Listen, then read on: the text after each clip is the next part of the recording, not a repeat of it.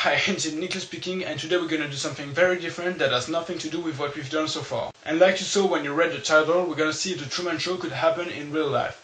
And there might be major spoilers. Let's begin with one of the first things in Truman's life. He is adopted and filmed by a company even before his birth. In the movie they insist on the fact that the adoption by the company is the first one to be legally done, but is it possible in today's world? In order to know that, we need to acknowledge that Truman lives in the fictitious city of Sea Haven near Los Angeles. So we'll base everything off Californian and US laws. And after a little bit of research, we can see that the law specifies that adoption should happen in order to create a family. And there must be one or two parents that must be adults, and that's where our problem starts. Because of course I haven't found a law that makes it possible for a company to adopt a child. But let's imagine that they found some sort of loophole that allows one of the actors who will play a parent of Truman to adopt him. So the part about adopting Truman seems complicated, if not impossible, but let's get to our next problem. Another problem that seems obvious when you think about it is the fact that Truman is basically a child worker from his birth.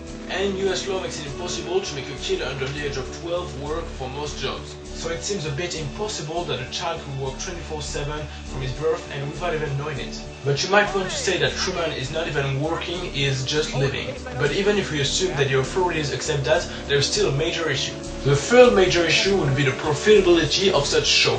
Would it be a good investment? We're just going to walk away from our financial obligations? All of the Truman Show is happening in a dome that has a city inside of it. We are going to try to calculate the price of the dome. In order to do that, we need its size. I found this picture of the dome and we can see a bridge on it. And at one point in the movie, Truman drives through that bridge and we can see street lamps. The street lamps are about 3 Truman cars away from one another, and there are 15 street lamps.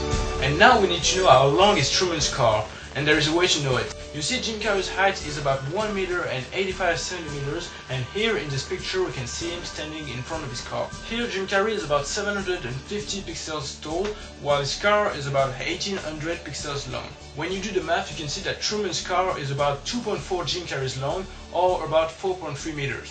Which means that each street lamp on the bridge is 13 meters away from the next one. So the bridge is around 107 Jim Carreys, or around 200 meters long. On this picture we can see that the bridge is around 50 pixels long, while the dome is around 700 pixels in diameter, which is around 2.8 kilometers or 1500 Jim Carrey. And actually our math was wrong, because at some point in the movie we can see the dome from the outside and it is about 10 kilometers in diameter. Just to compare things a little bit, the largest dome in our world is the new National Stadium of Singapore, which has a diameter of only 312 meters, and making it at a price of around 1 billion euros.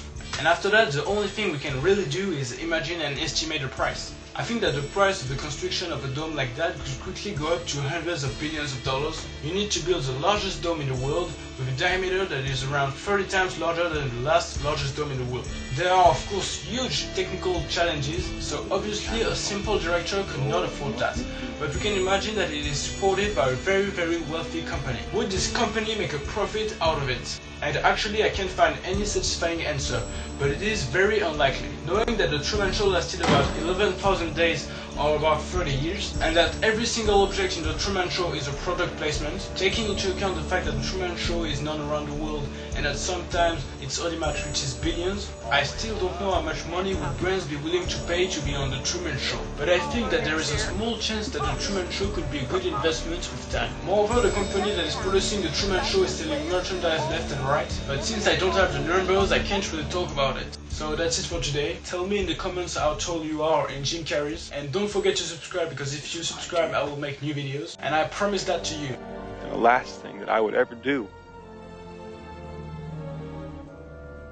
is lie to you. Thanks for watching, and I'll see you soon. In case I don't see ya, good afternoon, good evening, and good night. Yeah.